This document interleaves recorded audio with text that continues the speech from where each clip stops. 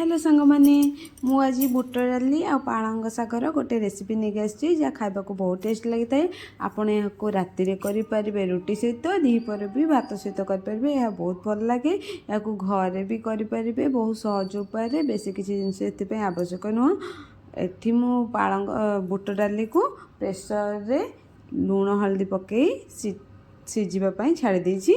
यह पूरा सिझेबेनी टिके टाण थिला पर्यंत सिझेबे जहाँ खाइबा को भल लगे। आ मु गोटे एठी पियाज नेछि, गोटे टमाटो, 2-3टी रसुण आ गोटे इंच अदा नेछि। सबको भल भाव चॉप करी काटी देबे।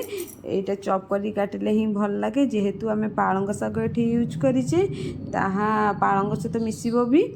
तापरे मुझे गोटे कड़ाई नहीं कि किसी तेल पकई 2-3 चम्मच। तापरे गोटा जीरा, सुखिला लंका और तेजपत्र पकई आ काटिक रखि पियाज को पकई। पियाजटी गोल्डन ब्राउन होगा पर्यंत आपण ताको भाजिबे। गोल्डन ब्राउन हो गला परे तापरे से काटिक रखिथिबा टमाटो को पकेबे। सॉरी मुझे वीडियोटा मोर टिके स्किप कर जाइछि। अदा रसुण फास्ट पकेबे तेल रे तापरे पियाज को पकेबे। तापरे एठी टिके टमाटो हो गला परे तापरे मु गुंड मसला देइछि जेमति कि जीरा पाउडर, धनिया पाउडर आउ लंका गुंड। तापरे ताकू भल भाव भाजी देबे।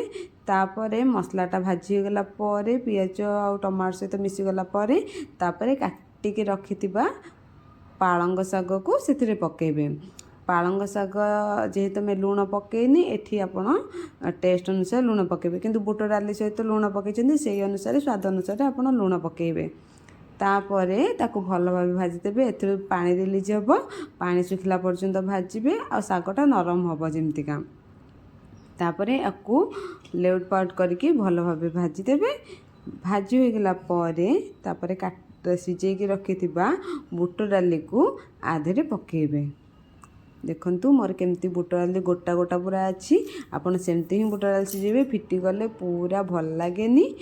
एमती गोटा गोटा थिले खाइबा को भल लागे। तापरे टिके पानी देकी तापरे फुटिबा को रखिबे।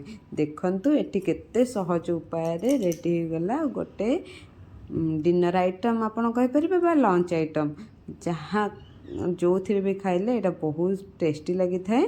आपण थरे घरे बने के खातु तापरे आपण जानिबे एटा केते टेस्टी आ बहुत कम टाइम रे हुए। थैंक यू सांग माने।